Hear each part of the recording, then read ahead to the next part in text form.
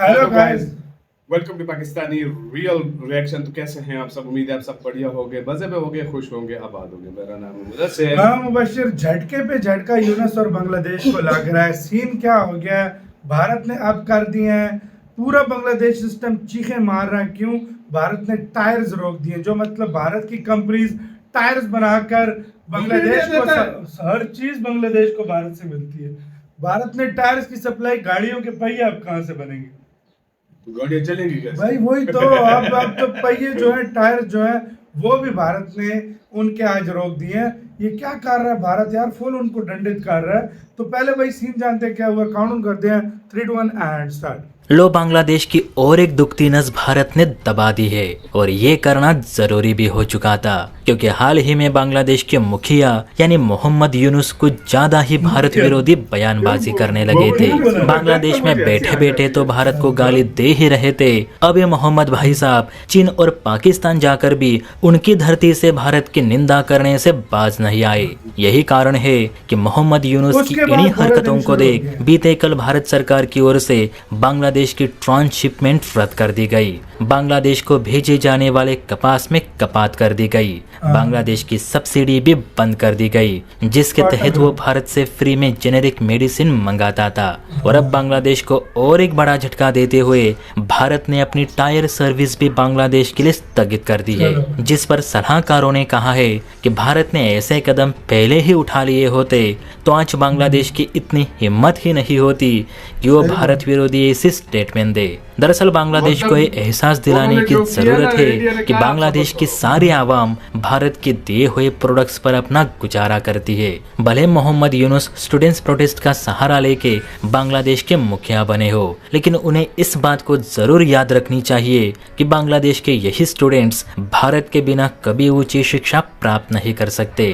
दरअसल दोस्तों, यहाँ बात हो रही है भारतीय टायर्स की, जिन पर बांग्लादेश का पूरा ट्रांसपोर्ट सिस्टम चलता है। आप सभी को पता होगा कि भारत की ओर से बांग्लादेश के बीच जो कुछ भी व्यापार होता है वो ज्यादातर ट्रक्स पे टिका है। बांग्लादेश के बहुत से ट्रक्स भारत के उत्तर पूर्वी राज्यों में माल पहुंचाने का काम करते हैं, लेकिन इन ट्रक्स के लिए जो टायर्स लगते हैं वो मात्र बांग्लादेश को भारत मुहैया करता है। शायद आपको पता नहीं होगा, लेकिन दुनिया की टॉप 10 टायर कंपनियों में अकेले भारत की 4 कंपनी शामिल है, जिसमें MRF, अपोलो, बिकेटी और सीएट जैसी कंपनी शामिल है। अकेले MRF के एक शेयर की कीमत 1.25 लाख रुपए है और भारत का टायर एक्सपोर्ट $3 बिलियन का है, जिसे 2030 तक $5 बिलियन तक ले जाने का लक्ष्य रखा गया है। और सबसे बड़ी बात कि टायर मेकिंग की इस दुनिया में चीन, रूस, जर्मनी और ब्रिटेन जैसे देशों का नाम भी शामिल नहीं। उल्टा ये देश भी अपनी कार्स और ट्रांसपोर्ट ट्रक्स के लिए भारत से ही टायर्स खरीदते हैं। जानकारी के अनुसार बांग्लादेश अपने ट्रकों के लिए हाई परफॉर्मेंस टायर्स भारत से खरीदता है, जिसे MRF और सीएट कंपनीज बांग्लादेश को मुहैया कराती है।